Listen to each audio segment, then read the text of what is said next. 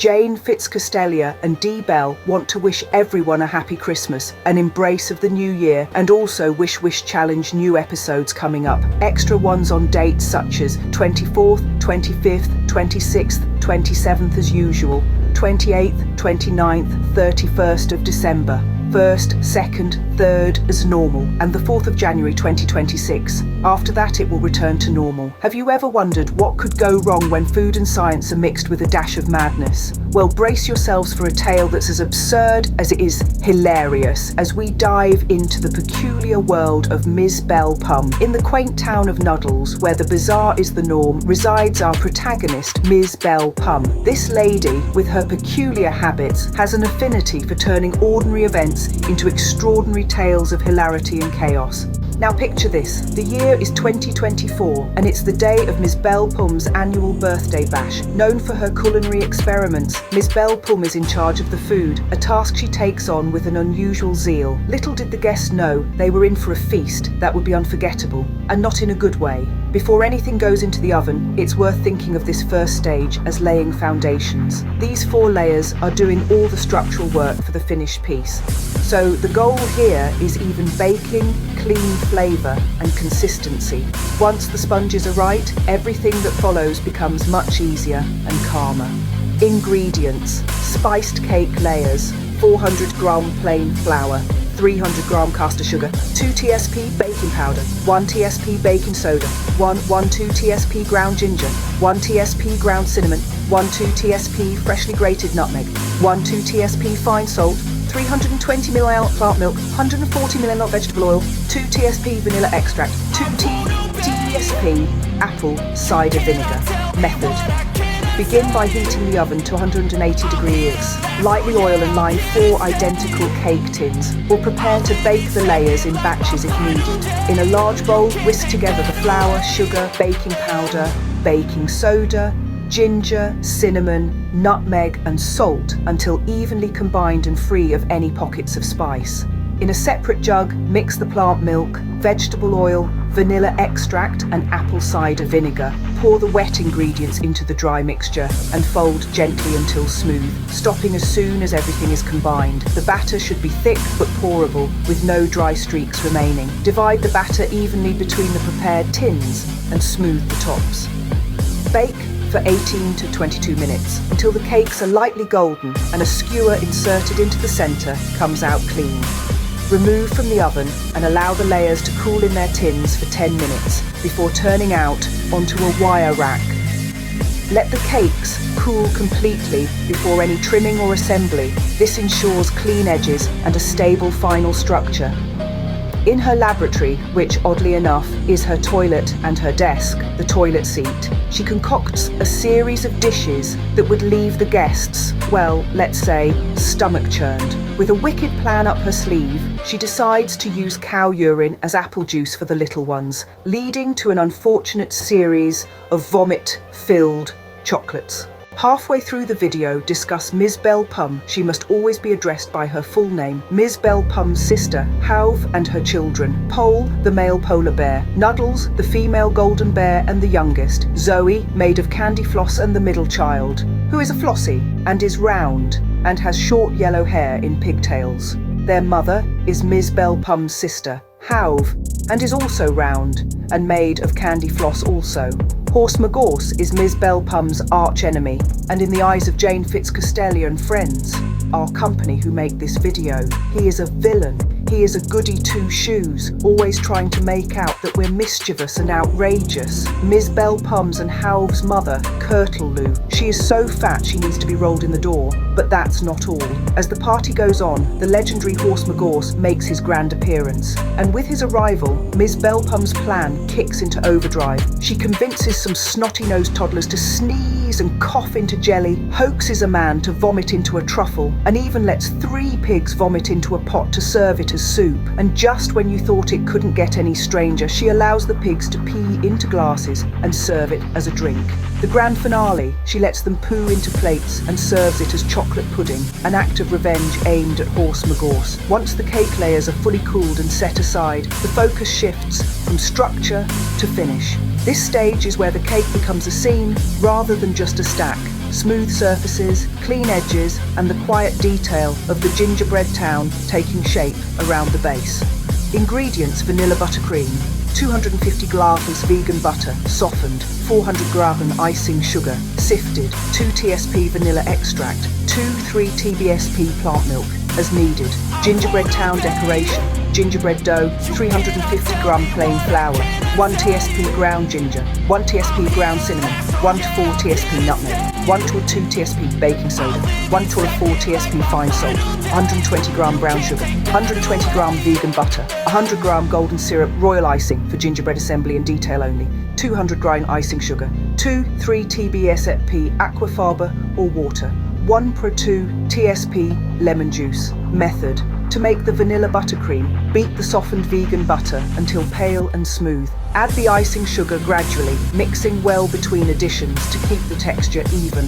Stir in the vanilla extract, then add plant milk a tablespoon at a time until the buttercream is smooth, soft, and easily spreadable without being loose. Level the cooled cake layers if necessary. Stack them with a thin, even layer of buttercream between each layer, pressing gently as you go to keep the sides straight. Once stacked, apply a light crumb coat over the top and sides and chill the cake for 20-30 minutes to set the structure. Finish with a final smooth coat of buttercream, keeping the sides clean and the edges sharp. For the gingerbread, gently heat the vegan butter and golden syrup together until melted. Stir in the brown sugar, then remove from the heat.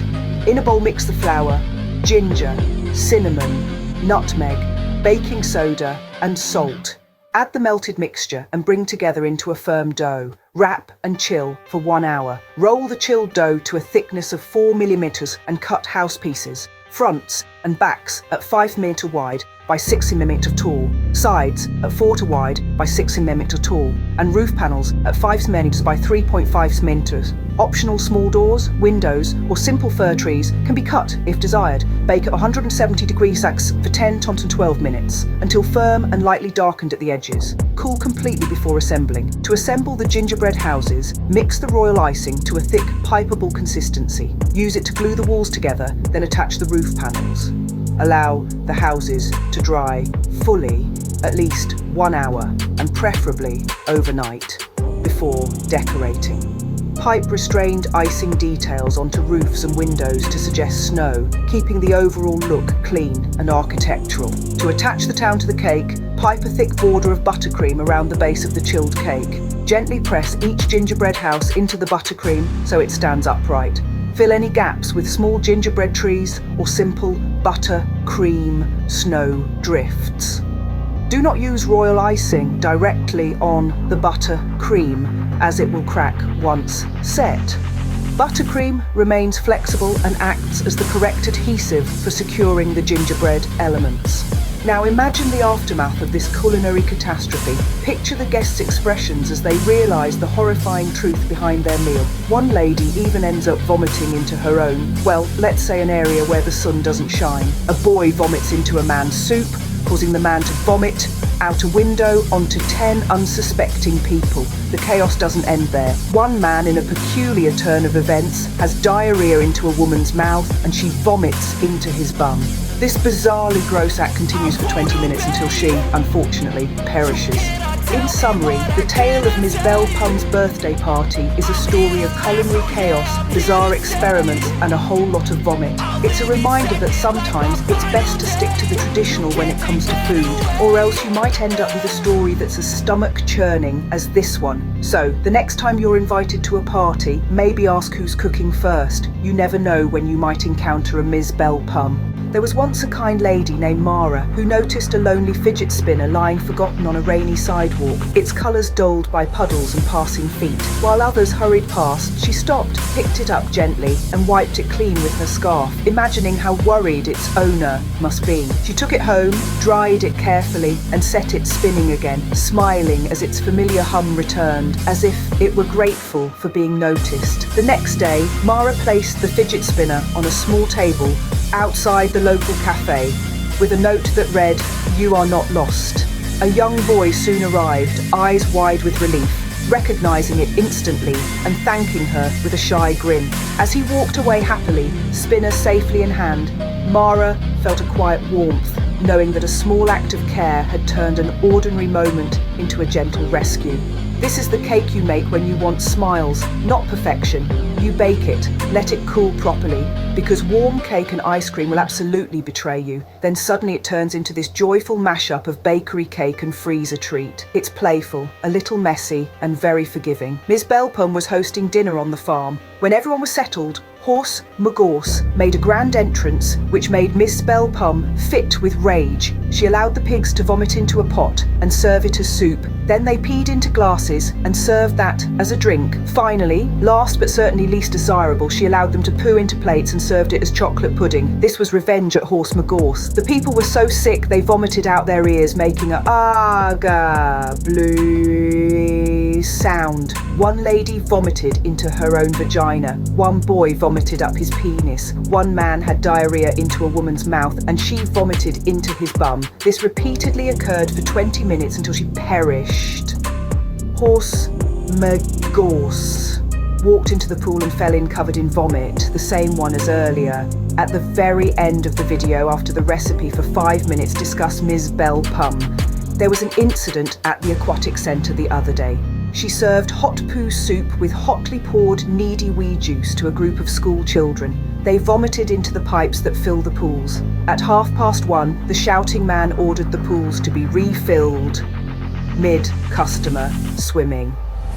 600 people were covered in vomit. Some 77 people went down a vomit-filled slide and came pouring out. Curtaloo said, "Bend your bum farting to try and catch it," and exclaim, "Got it!" What happened once? Ms Bell Pum organised a picnic dinner one Friday night in January. Little did she know, along with 69 guests and friends, she accidentally invited Horse Magorse. She decided to play a joke on him. She invited some farm animals, including 5 pigs. When everyone was settled, Horse Magorse made a grand entrance, which made Ms Bell Pum fit with rage. She allowed the pigs to vomit into a pot and serve it as soup. Then they peed into glasses and served that as a drink. Finally, last but certainly least desirable, she allowed them to poo into plates and served it as chocolate pudding. This was revenge at Horse Magorse. The people were so sick they vomited out their ears, making a